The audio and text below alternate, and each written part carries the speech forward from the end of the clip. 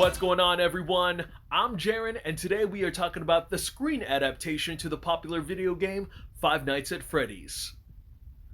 This movie is co-written and directed by Emma Tammy, as we follow the story of a troubled security guard who begins working at Freddy Fazbear's Pizza, only to find out that the night shift isn't going to be easy to get through. Pretty soon, he will unveil what actually happened at Freddy's. So right off the bat, and to point out the obvious, you know that when a screen adaptation is about a video game, there is just so much to this franchise, so much world building, and you gotta question, what are they gonna do for the first movie? Well, I had no idea how young the fan base was for this. I mean, there was just a bunch of kids and teenagers just coming out for a horror film. But, I mean, I just don't know how that got popular. I'm pretty sure the YouTubers and Twitch streamers had something to do with it, but the entire ambiance, the entire energy of the crowd was just so interactive in my auditorium, so exciting and just so pumped up and interactive that I can only see that in an Avengers movie event. So I took my girlfriend Leanne and her nephew Ethan, who are very well versed and are fans of the video games. So I walked in here completely just out of my league.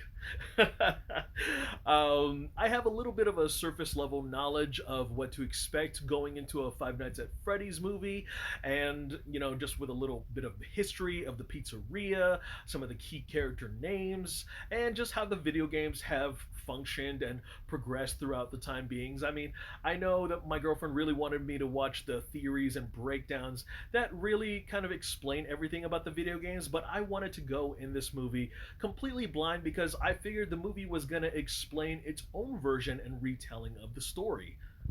In this movie, we have our main character, Mike, played by Josh Hutcherson, and god damn, I have not seen this kid act in a minute. And just like watching Shia LaBeouf in movies, it's just really difficult for me to accept them in these adult roles, especially when you've grown up watching them in kids' movies, especially with Josh Hutcherson. I've known that kid since Zathura, and then growing up watching him do Hunger Games, and now he's an adult? Wow. I was actually surprised with the amount of emotion and art development that they decided to give his character, especially where it involves this skill where he's trying to master in his dreams about remembering vivid details of a past events. And I admire the internal struggle that he's going through, whether he's so obsessed about trying to figure out who kidnapped his brother or what happened to his brother and where he may be, or trying to keep his sister safe, trying to keep her in his own custody. Officer Vanessa, who's played by Elizabeth Lail. Now, I have not seen her performance or any of her other previous works before, but if I'm going to be honest, she really reminded me of Dakota Johnson in some way. I know that a lot of fans have claimed that this character is not supposed to appear in any sooner than the much later games called Security Breach, but I think that this character knows more than she leads on to be, and there's got to be a reason they really had to put her in the first movie. I was really hoping that she was going to be the character that does the exposition drop, because maybe we want to know more of what's going on, the history of the pizzeria. Like, come on, stop dicking around. But every time Mike pushed for those answers, she just kept a tight lip. She would say something obscure, and then we're just left in the dark again. And then my entire crowd, all the fans, they had this really huge reaction with her character reveal and just the contrivances that they took with that. I really want to know what other possibilities they had with her in the games. I mean, that was kind of interesting. That was a really big change. The casting of Matthew Lillard made me excited and frustrated at how the Scream 6 writers really fucked up an opportunity to bring his character of Stu Macher back. I mean, if Five Nights at Freddy's could have him, I mean, why not Ghostface? You can tell that he was only on set for a few days because he only really makes appearances at the bookends of this story. But however the amount he was given, I really loved how much he chewed up a scene. My girlfriend and the rest of the Five Nights at Freddy's fans have talked ad nauseum about his character, the canon of the video game, and the film theories. Just it left no surprise to be had when the third act came around.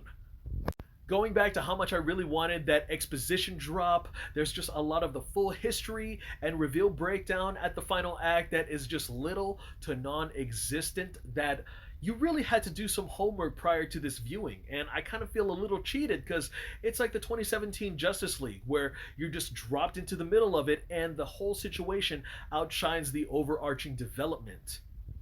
This movie really was made for the fans, because if I'm going to be honest, without any knowledge of the games, a lot of the information here is not going to translate well through the screen and to viewers who are going into the very first time, because there's almost no sense or no reason to have all this like mystery and creative differences when the people who already know it are gonna get those things. They're gonna get all these little twists and turns and all these little Easter eggs, and it just doesn't make sense to a lot of the viewers who are coming in for the first time having to experience this.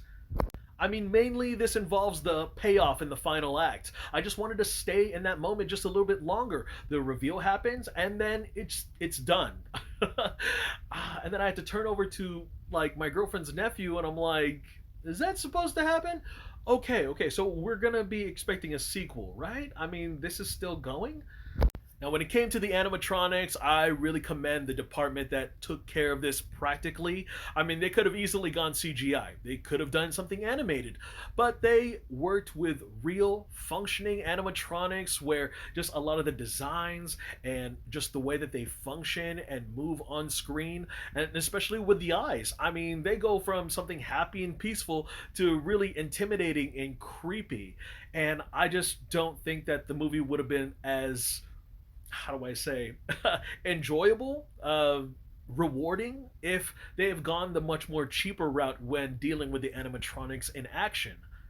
Leanne and the rest of the Five Nights at Freddy's fans that were in my auditorium, with a lot of how much that they reacted, how much they were just pointing out some of the cameos and some of the references, I couldn't help but feel completely outside on an inside joke. And I know that's going to turn off some of the first time viewers, but I'm actually kind of happy at the same time that this is going to be something that the fans are going to be very much enjoying, for instead of going to a Resident Evil movie and hearing a lot of groaning like, oh my god, they did what? I'm just happy that a lot of the reception was very positive when it came to the gamers and the fans, that this movie just kept a lot of the game's identity intact and not stripped away. And the fact that it was PG-13 didn't bother me at all. I'm surprised. I mean, it would have been cool to see a much bloodier and scarier version of this movie, but to service a lot of the youthful fans, I think they got the job done right. The sound design and the cinematography work were just incredibly crafted, especially with how much that they were creatively willing to show you on camera, or what you were willing to hear with the execution of the kills. And I think that this is kind of a gateway horror film to non-horror fans, and especially with younger audience who might be interested in the genre after this. I mean, if they could handle with what they could see on screen, with what they could hear, I mean, what else could they be into? What more can we show them? Overall, a lot of people who have seen this movie and come up to me have expressed how they felt about this. Very mixed. A lot of the people who were looking forward to seeing this movie, they very well much enjoyed it.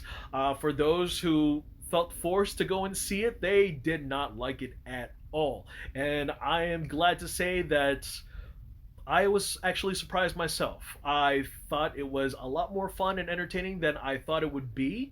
If anything, I'd be interested to play the games if I could. I'm definitely going to have to take a look at that deep dive on YouTube that's like 2.5 hours of explaining the lore. More world building on that. But if the filmmakers are serious about seeing this trilogy all the way through, I am truly excited to see more of Matthew Lillard. Alright guys, that's all I got to share about that movie. Go ahead and check it out. It's playing in theaters. It's streaming on Peacock.